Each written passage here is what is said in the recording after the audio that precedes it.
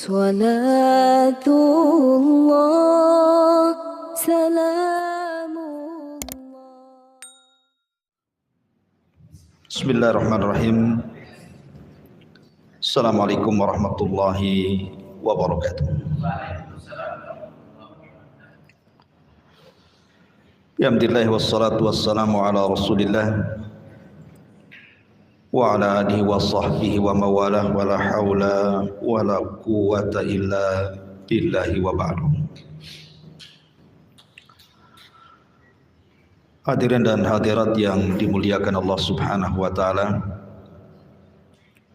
Alhamdulillah di malam hari ini kembali kita bisa duduk untuk thalabul ilmi di masjid yang sangat mulia ini. Salawat dan salam tak lupa kita hadiahkan kepada Rasulullah Muhammad sallallahu alaihi wasallam. Allahumma salli ala sayyidina Muhammad. Dan pembahasan di malam hari ini kita akan meneruskan sejarah dari peperangan Nabi sallallahu alaihi wasallam. Dan malam ini kita akan membahas tentang perang Ahzab atau dikenal juga perang Khandaq. Bahkan saking dahsyatnya perang Ahzab ini sampai Al-Quran memberi nama dalam satu suratnya dengan suratul Ahzab, surat Al-Ahzab. Ahzab itu artinya kelompok-kelompok, golongan-golongan yang mengepung Nabi sallallahu alaihi wasallam di kota Madinah. Adapun kapan terjadinya perang Ahzab? Kenapa pula kemudian Nabi SAW sampai dikepung oleh musuh-musuh yang begitu banyak, dari orang-orang Quraisy bergabung dengan Khudail, Ghatafan, kemudian juga orang-orang Yahudi yang berkhianat, bahkan orang-orang munafik yang juga berkhianat. Lalu bagaimana kondisi peperangannya? Apakah kaum muslimin kalah ataukah menang? Kemudian bagaimana pula dengan nasib orang-orang Yahudi setelah peperangan Ahzab ini? Inilah yang kita akan bahas di malam hari ini. Bagaimana kisah tentang perang Ahzab ini? Ma'asyiral muslimin yang dimuliakan Allah Subhanahu wa taala, perang Ahzab ini terjadi di bulan Syawal pada tahun keempat Hijriah. Artinya Nabi SAW sudah menetap 4 tahun di kota Madinah. Ada juga yang mengatakan perang Ahzab itu terjadi 10 bulan dan 5 hari pasca hijrah Nabi sallallahu alaihi wasallam. Ada juga yang mengatakan perang Ahzab itu terjadi pada tahun ke-5 Hijriah. Wallahu alam, bahwa pendapat yang kuat wallahu alam bahwa perang Ahzab itu terjadi pada tahun keempat setelah hijrahnya Nabi sallallahu alaihi wasallam. Kalau kita melihat di awal-awal peperangan, contoh perang Badar, perang Uhud, dan juga perang Ahzab, itu tentara kaum muslimin tidak imbang jumlahnya. Contoh saja dalam perang Badar, tentara kaum muslimin cuman 340, ada yang mengatakan 314, ada yang mengatakan 313, dan 2 penunggang kuda. Sementara lawan pasukannya sampai 1000 dengan 100 penunggang kuda, dan ada yang mengatakan 200 penunggang kuda. Bayangkan 300 lebih berbanding 1000 lebih. Kemudian dalam perang Uhud, kaum muslimin itu jumlahnya hanya 700 dengan 50 pemanah dan 4 orang yang membawa senjata. Sementara pasukan musuh sampai 3000 tentara, 3000 yang menunggang unta dan 200 yang menunggang kuda. Ini kan tidak imbang dalam perang Uhud. Lah dalam perang Ahzab sendiri, tentara kaum muslimin tidak imbang karena jumlahnya ketika itu 3000 melawan 10.000 lebih. Jadi tentara kaum muslim itu cuma 3000 saja. Sementara tentara lawan itu 10.000. 10.000 ini musuh dari luar. Maksudnya orang-orang Quraisy yang berkoalisi dengan Ghatafan, yang berkoalisi dengan Hudzail, dan beberapa kabilah kecil. Belum lagi orang-orang Yahudi yang berkhianat dari 2 kabilah besar yang disebut dengan Quraidah dan Nadir, berkhianat. Belum lagi orang-orang munafik yang di dalamnya. Jadi kalau di total itu sudah ribuan tuh, belasan ribu tuh. Sehingga wajar Allah Subhanahu wa taala sampai menggambarkan bagaimana kondisi peperangan Ahzab ini yang menakutkan. Allah Subhanahu wa taala berfirman dalam surah Al-Ahzab, idja'ukum min fawqikum wa min asfala minkum wa idzaqatil absara wa balagatil qulubul hanazir hunalik wa tadhunnuna billahi dhununa hunalika btuliyal mu'minun wa zulzilu zilzalan syadida. Karena banyaknya musuh ini kan dikepung dari luar dan dalam nih masalahnya. Makanya Allah Subhanahu wa taala gambarkan kondisi kaum muslimin saat itu. Ketika mereka, maksudnya musuh-musuhmu, datang kepadamu dari atas, dari bawah, dan ketika penglihatanmu terpana dan hatimu menyesak sampai ke tenggorokan karena melihat besarnya tentara musuh gitu ya, sehingga kalian berprasangka yang bukan-bukan terhadap Allah. Disitulah orang-orang yang beriman diuji dan digoncangkan hatinya dengan kegoncangan yang sangat dahsyat. Begitulah peperangan Ahzab digambarkan dalam Al-Quran, luar biasa. Lalu apa penyebabnya? Kenapa sampai terjadi koalisi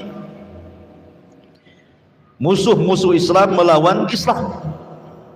Dan bagaimana kemudian orang-orang Yahudi sampai berkhianat?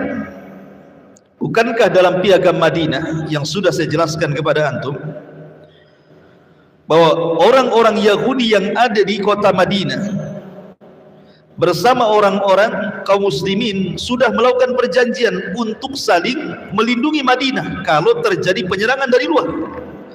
Ini tidak. Justru orang-orang Yahudi yang menyulut permusuhan. Kisahnya begini. Ketika Nabi SAW hendak meminta bantuan kepada Yahudi Bani Nadir untuk ikut serta membayarkan diat terhadap 2 orang yang dibunuh, entah mengapa orang-orang Bani Nadir Yahudi ini tiba-tiba kemudian berpemikiran untuk membunuh Nabi. Jadi mereka merencanakan, nanti kalau si Muhammad itu datang dan kita sedang rapat, satu orang naik ke atap, bawa batu besar, hempaskan di kepala dia, jatuhkan sampai mati. Tetapi Nabi SAW seorang Nabi. Sebelum itu terjadi, Jibril datang memberitahu agar jangan dilanjutkan perjalanannya ke Bani Nadir, karena mereka merencanakan pembunuhan. Maka Nabi SAW langsung balik kembali ke kota Madinah, kemudian mempersiapkan pasukan di serbunya Bani Nadir itu. Akhirnya mereka pun diusir dari kota Madinah, kemudian mereka pun tinggal di Khaybar bersama teman-teman mereka di luar kota Madinah, Khaybar. Karena kesalahan mereka sendiri. Mereka membuat perjanjian yang sudah sangat kokoh dalam piagam Madinah, mereka langgar, makanya mereka diusir. Rupanya pembesar mereka sakit hati. Dari sinilah mereka merencanakan untuk melakukan penyerangan. Berangkatlah tokoh mereka menuju orang-orang Quraisy, karena tahu bahwa orang-orang Quraisy kan memang dari dulu bermusuhan dengan Rasul.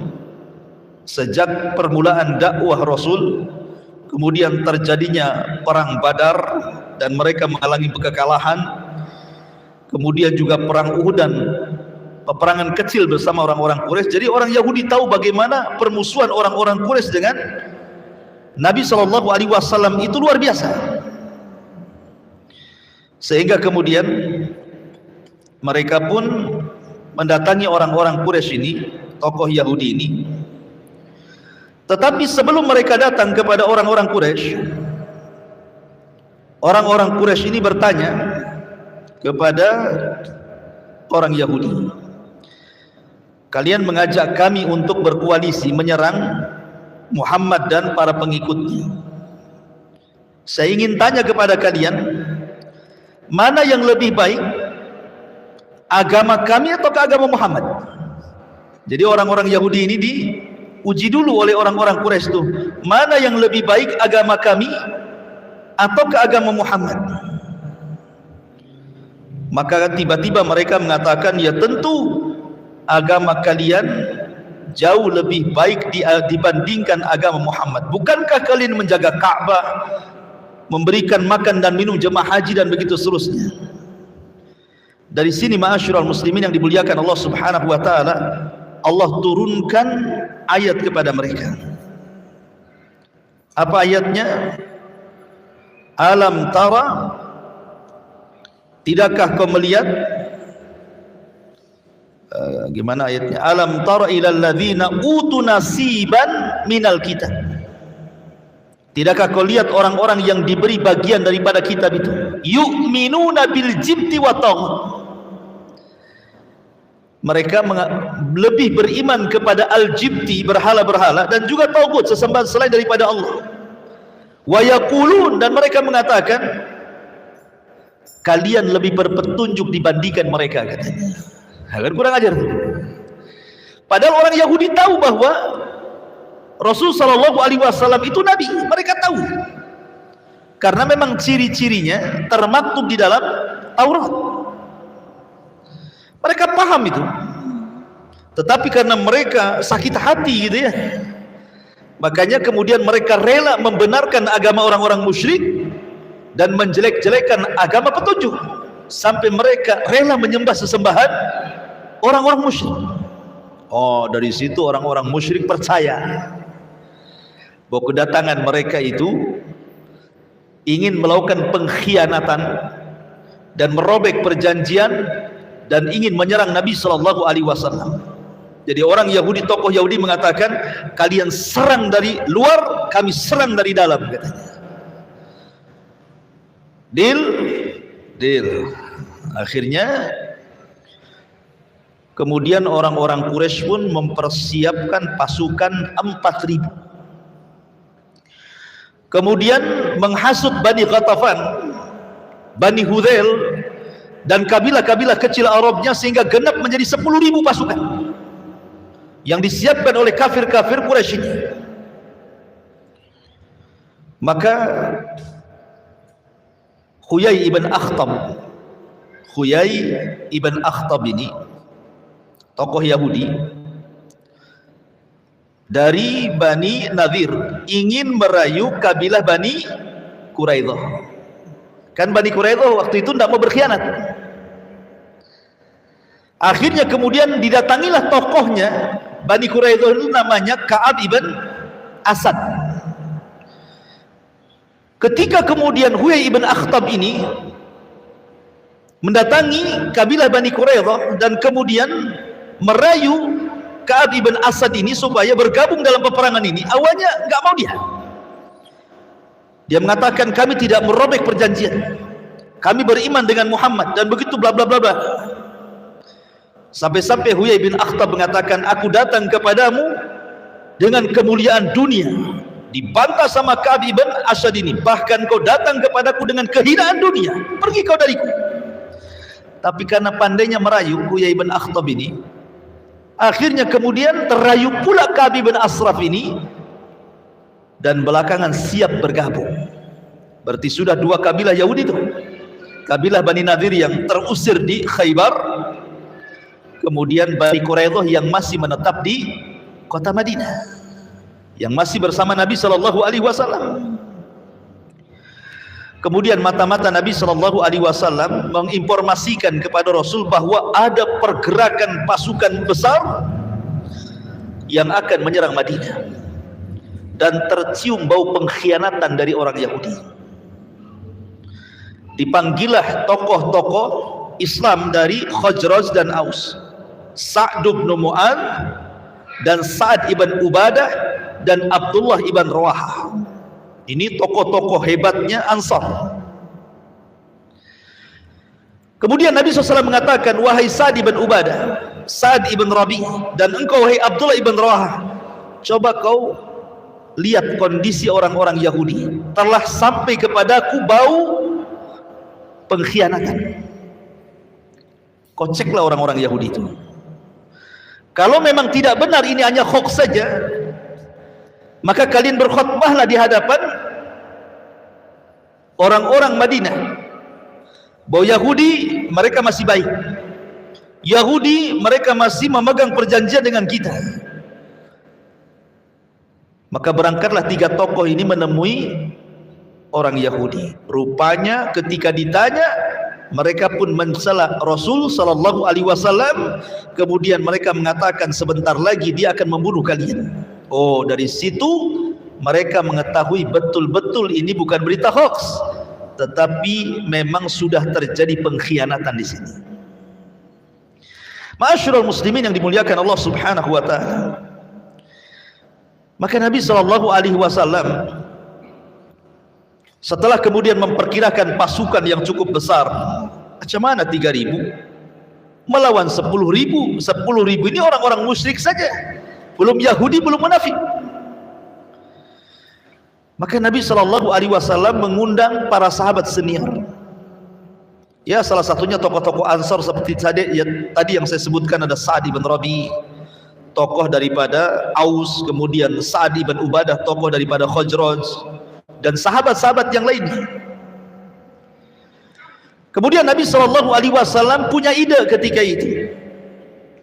Bagaimana kalau seandainya kita melakukan islah saja, kita berdamai sajalah dengan Ghatafan itu, dengan cara kita berikan separuh hasil kurma Madinah kepada mereka, agar mereka jangan terlibat dalam peperangan. Oh, marah para pembesar Ansar ini dan mengatakan, ya Rasulullah, dulu kami waktu belum dapat Islam masih musyrik.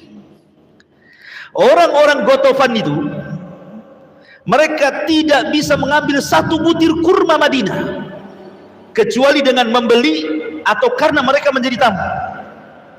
Sekarang kami sudah dapat hidayah di atas Islam, kemudian kami memberikan separuh keuntungan kurma kepada mereka. Oh, tidak bisa, kata orang-orang Ansar. Ya Rasulullah, ini idemu ataukah wahyu dari Allah? Kata Rasul, tidak, ini ideku saja. Berarti harus dibedakan pendapatnya Rasul dengan wahyu. Akhirnya kemudian Nabi SAW mengikuti sarannya orang-orang Ansar. Ketika itu Nabi SAW memanggil semua para sahabat, kemudian kira-kira strategis perang yang akan kita gunakan itu seperti apa? Sahabat ini berpendapat seperti ini, sahabat ini berpendapat seperti itu. Tiba-tiba Salman Al-Farisi muncul. Salman Al-Farisi, takjub kalau antum mendengar kisah Salman Al-Farisi, luar biasa dalam mencari hidayah itu. Bayangkan dia harus berpindah-pindah dari satu negara ke negara berikutnya, hanya ingin mencari hidayah. Dari awalnya Majusi, kemudian masuk Nasrani, kemudian ditawan oleh dibeli oleh jadi budaknya Yahudi, sampai belakangan menjadi Islam. Dari Asfahan Iran sampai ke Amuria, sampai ke Turki, sampai akhirnya ke Madinah. Berapa negara dilewati Salman Al-Farisi. Dan dia orang kaya, bapaknya pemimpin kaum. Artinya dari segi dunia Salman sudah berkecukupan, tapi demi hidayah dia tinggalkan dunia. Kata Salman Al-Farisi, ya Rasulullah, kalau dalam kondisi seperti ini di negara kami Persia sana, biasanya kami membuat parit. Karena begini ikhwan, gambaran Madinah ya. Di sini bukit, belakang hutan kurma. Nggak mungkin orang lewat dari samping kiri, samping kanan atau belakang, hanya memungkinkan lewat dari depan. Itu bayangan kota Madinah tuh. Sehingga kalau kita buat parit di depan, kata Salman, maka musuh akan menyulitkan untuk masuk ke dalam kota. Karena masalahnya diapit dua bukit, belakangnya hutan belantara, hutan kurma, kebun. Jadi memungkinkan dari depan saja. Maka Nabi SAW mengikuti idenya siapa? Salman Al-Farisi radhiyallahu anhu. Subhanallah. Para sahabat tidak pernah melakukan perbuatan seperti ini, menggali parit itu tidak pernah mereka. Apalagi bukan parit kecil, bukan antum buat parit buat sepiteng, bukan. Ya. Ini parit besar, parit dalam, parit panjang, parit lebar gitu ya. Karena supaya musuh itu jangan sampai masuk, terutama para penunggang kuda. Sehingga harus lebar, kan kuda ini kan kalau meloncat kan jauh tuh. Kalau nggak lebar gimana kan? Terloncatilah parit itu. Sehingga harus lebar, dalam gitu ya. Berhari-hari Nabi SAW siang malam bersama para sahabat menggali parit itu. Dan itu di waktu yang sangat sampai lapar ikhwan. Antum cuaca dingin lapar kan kalau cuaca dingin, apalagi ini hujan 2 hari berturut-turut kan, perut ini kan kerbak-kerbuk saja, maunya bakso, mie ayam gitu. Nasi goreng kan gitu ya. Jadi sahabat akhirnya mengeluh kepada Rasulullah kelaparan. Disingkap pakaian sahabat itu, rupanya ada batu yang diikat di perut. Begitu cara orang dulu nahan lapar, ambil batu taruh di perut, dibuntal. Coba antum kalau lapar kayak gitu, nggak yakin kalau lapar pasti tuh ke warung. Ngapain taruh batu ya? Bagus ke warung lah. Nggak ada uang cash, ngutang. Gitu. Jadi akhirnya kemudian Rasul pun ingin memberitahu sahabat bahwa dia pun lapar. Disingkaplah pakaian Rasul, sahabat 1 batu, Rasul 2 batu. Bayangkan, menunjukkan laparnya Nabi SAW. Tapi subhanallah, banyak mukjizat yang terjadi saat penggalian parit itu. Nantilah kita di akhir cerita tentang mukjizat penggalian parit itu. Kalau kita cerita mukjizat nanti nggak selesai ceritanya. Jadi selesai kemudian buat parit, maka kemudian Nabi SAW kan sudah mencium pengkhianatan. Pertama orang-orang Yahudi, yang kedua orang-orang munafik. Perhatikan dalam surah Al-Ahzab, perkataan orang-orang munafik melemahkan tentara kaum muslimin. Dan memang begitu kan, di perang Uhud saja orang-orang munafik membawa hampir sepertiga pasukan itu pulang. Maka sama dalam perang Ahzab itu juga orang-orang munafik mengatakan, kepada orang-orang yang beriman, wa idh qalat ta'ifatum minhum ya ahla Yathrib la muqama lakum farji'u wasta'dhinu fariqum minhumun nabi yaquluna inna buyutana awrah wa ma hiya bi awrah yuriduna illa firara. Lihat bagaimana perkataan orang munafik melemahkan orang Islam nih. Wahai penduduk Madinah, penduduk Yathrib, tidak ada tempat bagimu, maka kembalilah kalian. Dan sebagian dari mereka meminta izin kepada Nabi untuk tidak ikut perang gara-gara hasutan orang munafik. Sesungguhnya rumah-rumah kami terbuka, tidak ada penjaga. Pada rumah-rumah itu tidak terbuka, mereka hanya hendak lari dari peperangan. Jadi tentara ini mengatakan, orang-orang munafik, sudahlah balik-balik ke rumah-rumah kalian. Ngapain kalian menjaga parit di sini gitu? Nanti kalau nyerang rumah kalian gimana? Jadi betul-betul kalau ban itu digembosi betul. Tetapi jawaban orang-orang yang beriman, walamma ra'al mu'minuna al-ahzab, dijawab di sama orang-orang yang beriman. Walamma ra'al mu'minuna al-ahzab qalu hadza ma wa'adana Allah wa rasuluhu wa sadaqa Allah wa rasuluhu wa ma zadahum illa imanan wa taslima. Dan ketika orang-orang yang beriman melihat kelompok-kelompok yang bersekutu itu, justru mereka mengatakan inilah yang dijanjikan Allah dan Rasulnya kepada kami, dan benarlah Allah dan Rasulnya, dan yang demikian itu menambah keimanan dan keislaman kami. Oh, makin dikompori, makin kuat imannya. Itulah para sahabat Nabi SAW, tidak tergoyahkan keimanannya. Walaupun bagaimanapun mereka sudah manusiawi, sahabat itu ada rasa takut manusiawi kan, sebagaimana ayat yang pertama saya jelaskan, sampai menyesakkan dada mereka saking takutnya itu. Jadi wajar kalau seandainya kemudian mereka ketakutan, apalagi mereka sudah terkepung 1 bulan ya kawan. Bayangkan diboikot 1 bulan gak ada makanan, mereka hanya makan ala kadarnya. Makanya banyak mukjizat soal makanan yang berkah di perang Ahzab ini, karena mereka nggak ada makanan. Sampai-sampai Jabir bin Abdillah itu pernah mengundang Rasul, maksudnya khusus untuk Rasul saja makan itu. Tiba-tiba Rasul meminta sahabat untuk ikut masuk ke rumahnya. Bingunglah Jabir ini, kan itu makanan untuk 1 orang, 1 pasukan pula dimasukkan ke rumahnya. Tapi subhanallah semuanya makan. Betul kan? Barokah, mukjizat Nabi SAW. Lah, ketika itu saat kaum muslimin sedang bingung, datanglah orang Yahudi yang menyembunyikan keislamannya. Namanya Nu'aim ibn Mas'ud. Dia Yahudi, tetapi menyembunyikan keislamannya. Dia datang kepada Nabi SAW, ya Rasulullah, saya ini Yahudi. Orang-orang Quraidah, orang-orang Nadir, mereka tidak tahu saya sudah masuk Islam. Bagaimana kalau engkau utus aku, akan kuadu domba orang-orang ini. Kata Nabi SAW, silakan.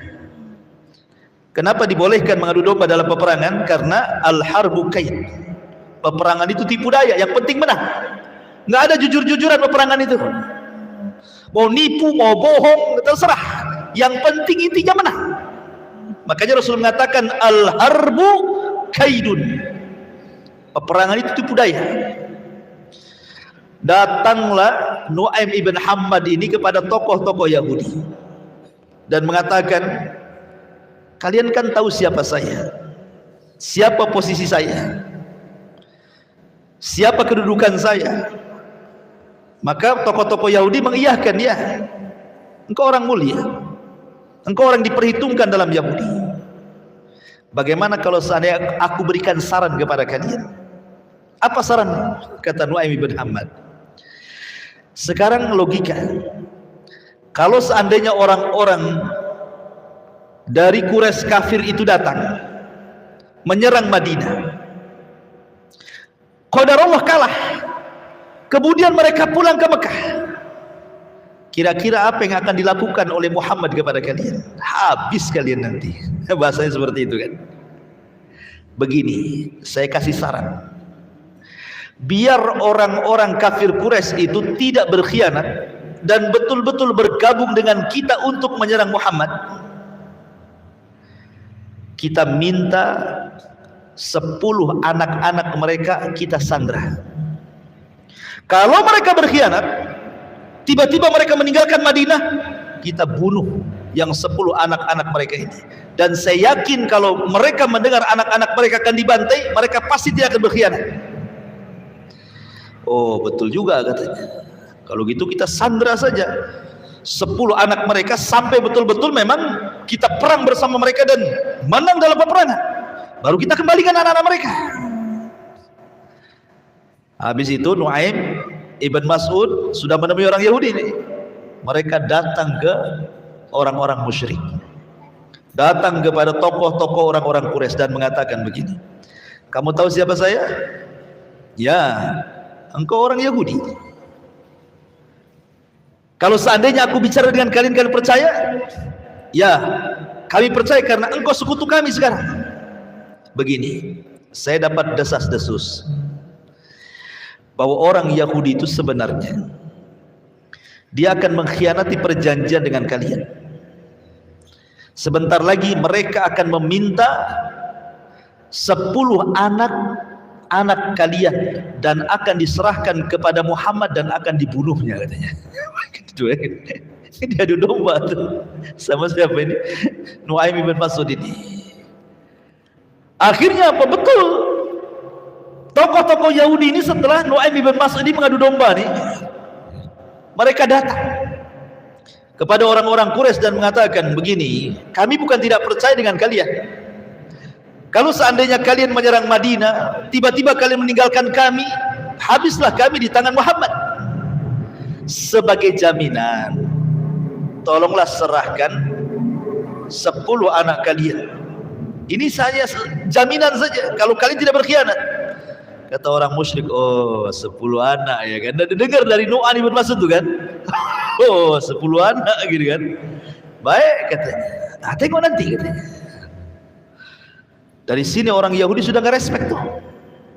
Wah ini udah mengkhianat nih kan. Karena nggak mau ngasih 10 anaknya kan, mereka nggak mau kasihkan. Berhasil Nu'aim bin Mas'ud memecah belah orang ini. Sehingga ketika orang-orang musyrik menyerang Rasul, orang Yahudi gak terlibat karena takut. Mereka nonton saja ya. Akhirnya orang-orang musyrik mereka sudah melakukan pengepungan. Rasul itu sudah kepepet di 1 bulan dikepung. Macam mana gak kepepet ikhwan? Makanan gak ada, sudah lemas sahabat itu, kelaparan gitu. Akhirnya kemudian ketika berhadap-hadapan, orang dulu kan biasalah ada sistem mubarazah. Mubarazah itu adu tanding gitu ya. Dari kaum muslimin Ali bin Abi Thalib, dari orang-orang kafir Quraisy Amr ibn Abi Wud.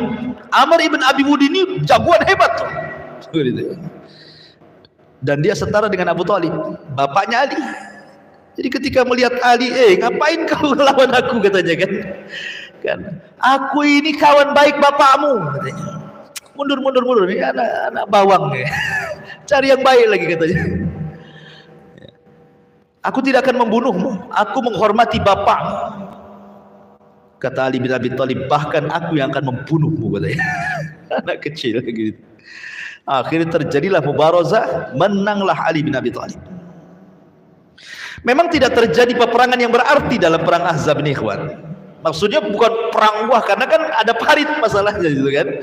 Jadi, dan setiap peperangan Rasul hampir 27 lebih lah, kurang lebih 30 peperangan Rasul itu kan kebanyakan itu tidak adu fisik.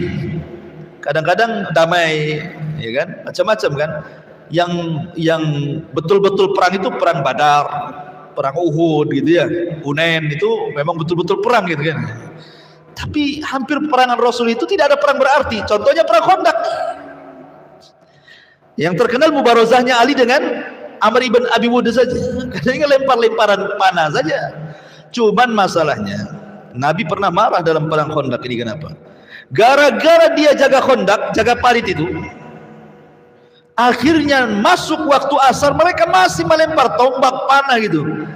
Kalau seandainya ditinggalkan sholat asar, musuh akan masuk. Sehingga Rasul bertahan bersama sahabatnya, lewatlah sholat asar sampai maghrib. Barulah Nabi SAW sholat asar di waktu maghrib. Di sini Rasul marah dan mengatakan, "Mala Allahu kuburahumun nar." Semoga Allah membakar kuburan-kuburan mereka dengan api neraka, katanya. Karena mereka sudah mengakhirkan sholat wusta. Nah, dari sini tahu penafsiran Al-Quran, hafidhu ala salawati was salatil wusta. Jagalah oleh kalian 5 waktu sholat, terutama wusta. Rasul mengatakan apa dalam sholat asar? Karena mereka sudah mengakhirkan sholat wusta. Berarti sholat wusta itu sholat asar. Siapa yang menjaga sholat asar, maka dia bisa menjaga sholat yang lainnya. Siapa yang meremehkan sholat asar, maka dia akan meremehkan sholat yang lainnya. Itulah sholat wusta. Rasul marah gitu ya. Jadi kan malam hari berhenti perang, karena memang cuacanya dingin, ekstrim sekali dinginnya. Mereka hanya perang itu di waktu siang saja, malam istirahat. Jadi orang-orang musyrik kembali ke kemah-kemah mereka. Disinilah namanya orang dingin pasti akan bakar-bakar kan. Mesti untuk menghangatkan badan kan, mesti bakar-bakarlah pasukan ini. Allah Subhanahu wa taala kirim malaikat. Allah kirim malaikat, dan malaikat ini membuat angin yang sangat dahsyat. Sehingga kemudian angin ini menjadikan kayu-kayu yang terbakar itu membakar semua tenda, berhamburan kemana-mana kayu ini yang banyak apinya itu kan, masuk ke tenda ini, kebakar tenda itu, maka tenda itu, akhirnya seluruh tenda kebakar. Kemudian periuk-periuknya semua terbang tak kemana, kuda-kudanya ketakutan lari. Akhirnya mereka pun sama-sama tidak ada bekalnya kan. Kalau mereka bertahan dengan tidak ada perbekalan, tidak ada kemah, bisa mati kedinginan. Dari situlah akhirnya, daripada mereka mati konyol, satu persatu kabilah ini pulang ke Quraisy, pulang ke Ghatafan, pulang ke Hudzail gitu. Subhanallah ikhwan. Gak ada perang, hanya perang itu saja ya. Tapi Allah Subhanahu wa taala menangkan gara-gara apa? Gara-gara Allah tolong dengan dikirim para malaikat, sama dengan perang Badar nih. Dikirim 5.000 malaikat kan. Tapi dalam perang Khandaq ini, perang Ahzab ini, Allah kirim malaikat menciptakan angin sehingga menghambur-hamburkan tenda dan tanah dan tempat-tempat istirahat mereka. Sehingga kudanya lari, periuknya terbang ke sana kemari, tendanya kebakar. Akhirnya mereka pun pulang dalam kondisi rugi. Sekarang orang musyrik sudah pulang. Sekarang Yahudi sendirian. Yahudi sendirian. Orang-orang musyrik sudah balik. Maka pembesar Yahudi Ka'ab bin Asad ini kemudian diberikan pilihan. Dia langsung berceramah di hadapan masyarakat Yahudi. Aku beri kalian 3 waktu. Kalian harus beriman kepada Muhammad. Kalau tidak, kalian akan dibunuh, kalian akan jadi tawanan, kalian akan jadi budak macam-macam. Mereka mengatakan, tidak mungkin kami meninggalkan ajaran Taurat. Kalau kalian masih berpegang itu, nanti rasakan kalian. Ditakut-takuti kan itu. Akhirnya setelah perang Ahzab, karena merasa sudah menang, musuh sudah nggak ada, Rasul pulang ke rumahnya, kemudian mandi. Otomatis yang namanya mandi meletakkan baju besi, kemudian meletakkan senjata. Tiba-tiba Rasul sedang mandi, dipanggil-panggil orang dari luar. Maka Nabi SAW langsung bergegas, kemudian menemui, rupanya ada seorang penunggang kuda. Sebenarnya itu malaikat Jibril. Kuda berwarna putih, kemudian yang menunggang pun berwarna putih sangat ganteng, menyerupai seorang sahabat namanya Dihyatul Kalbi.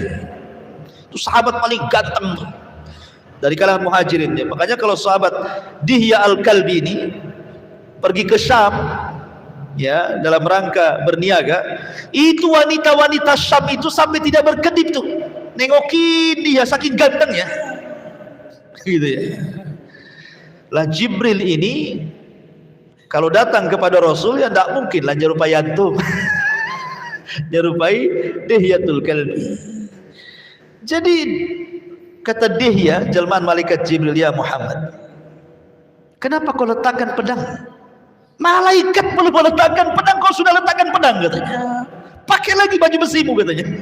Sudah pakai lagi baju besinya, sudah ambil lagi pedang. Kata malaikat Jibril, kau kumpulkan pasukanmu, serbu Yahudi Bani Quraidah, mereka sudah berkhianat. Maka Nabi SAW masang lagi baju besi, ambil lagi pedangnya, kemudian Rasul menyuruh untuk mengumpulkan pasukan ini, ikhwan. Ya namanya orang serang sana serang sini kan, ada yang kena panah, ada yang kena tombak kan gitu ya. Banyak yang luka-luka, belum pun istirahat. Tiba-tiba Nabi SAW mengumpulkan mereka dan mengatakan, idhabu ila Bani Quraidah fala tusalliyanna ahadakumul asra illa fi Bani Quraidah. Hei tentaraku, serbu Bani Quraidah, berangkat sekarang. Mereka belum beristirahat, luka sebagian sahabat masih menganga. Tetapi karena ini seruan jihad dan para sahabat sangat mencintai mati syahid, mereka tidak peduli dengan luka-luka itu. Mereka langsung bergegas dan mengatakan, kata Rasul, berangkat kalian ke Bani Quraidah, dan jangan salah seorang di antara kalian ada yang sholat asar di jalan kecuali sampai di Bani Quraidah. Ini langsung perintah Rasul, berangkat semua para sahabat. Tapi Allah takdirkan, belum sampai Bani Quraidah, datang waktu asar.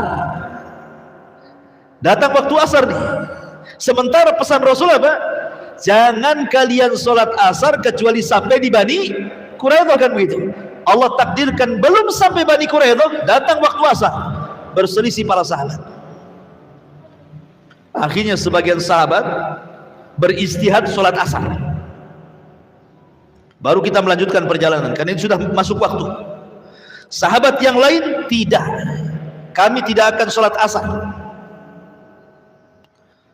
Sebagian para ulama ada yang memahami kalimat idhabu ila Bani Quraidah, yang dikehendaki Rasul itu bukan masalah sholat asarnya, maksudnya biar kalian cepat sampai di Bani Quraidah, itu maksudnya. Tapi para sahabat beristihad. Lah salah satu yang keras dalam bab ini Al-Imam Ibnu Hazm sampai mengatakan, kalau aku dalam pasukan itu, aku tidak akan sholat asar di jalan, aku akan sholat asar di Bani Quraidah, karena Rasul mengatakan seperti itu. Maka orang yang tidak sholat asar di jalan, rupanya ketika sampai di Bani Quraidah waktu maghrib, mereka sholat asar di waktu maghrib. Kemudian mereka pun mengepung Bani Quraidah, dan pembesarnya ketakutan, Huyai bin Akhtab, akhirnya menyerah kepada tentara Nabi SAW. Maka Nabi SAW ketika berhasil kemudian mengepung Bani Quraidah dan mereka menyerah semuanya kepada kaum muslimin, maka kemudian datanglah orang-orang Ansar dari kalangan Khazraj dan Aus dan mengatakan, ya Rasulullah, sebagaimana Aus, keputusan mereka di tangan seorang munafik namanya Abdullah ibn Ubay bin Salul, maka serahkanlah Bani Quraidah kepadaku. Karena Bani Quraidah dulu itu bergabung dengan Aus, Bani Quraidah bergabung dengan Khazraj, dan kepala Khazraj itu siapa? Sa'ad bin Mu'adz. Kata Sa'ad bin Mu'adz, ya Rasulullah, serahkan hukuman Bani Quraidah kepadaku, karena mereka adalah koalisiku, kami dulu waktu orang-orang musyrik. Kata Rasul, baik. Ketika itu Sa'ad bin Mu'adz, Sa'ad ibn Mu'adz, Sa'ad bin Mu'adz ini terluka. Dalam peperangan ini terluka dia. Datang bawa kuda. Dia mengatakan, ya Rasul, izinkan aku memutuskan kepada mereka. Kata Rasul, silakan. Kata Sa'ad bin Mu'adz, aku menginginkan semua laki-laki Bani Quraidah bunuh.